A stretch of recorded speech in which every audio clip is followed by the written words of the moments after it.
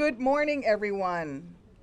I am so proud to be here alongside so many advocates and leaders as we continue our push to protect IVF access, including Resolve President and CEO Barbara Calora, SRM Board Member Dr. Steve Spandorfer, Dr. Amanda Adelier, Illinois-based reproductive endocrinologist and infertility specialist, all of the IVF parents here today to share their stories, and my partners in this very important legislation, Senators Murray, Booker, and of course, Leader Schumer. The ruling from Alabama Supreme Court that effectively labeled women who undergo IVF as criminals and our doctors as killers proved that we were right to be worried about after the Supreme Court threw out Roe v. Wade. After that ruling, I received letters from folks across the country whose lives were thrown into chaos.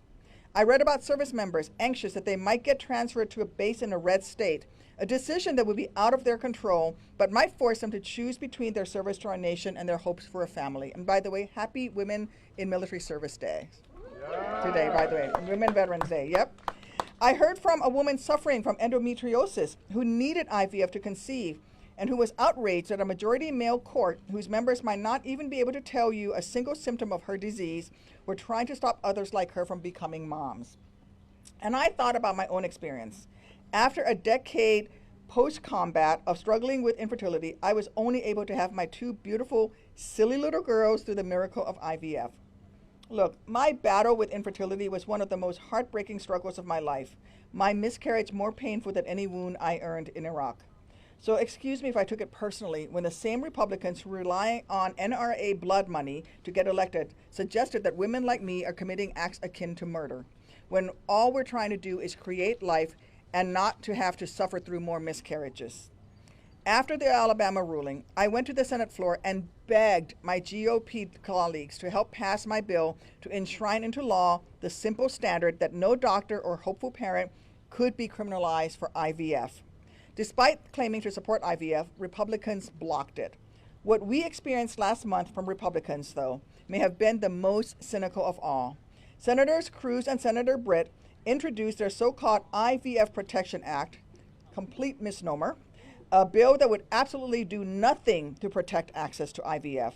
It does nothing to stop states from using all of the workarounds that don't literally, but effectively, ban IVF, doing absolutely nothing to address the uptick in embryonic personhood bills across the country. Instead, their bill decrees that states that ban IVF would be blocked from getting federal Medicaid funding, which, by the way, states under Republican control that are most likely to ban IVF are the very same states that have been working to gut Medicaid for years. Calling your bill the IVF Protection Act without doing anything to protect IVF is despicable. It is akin to an arsonist selling you fire insurance that doesn't cover arson.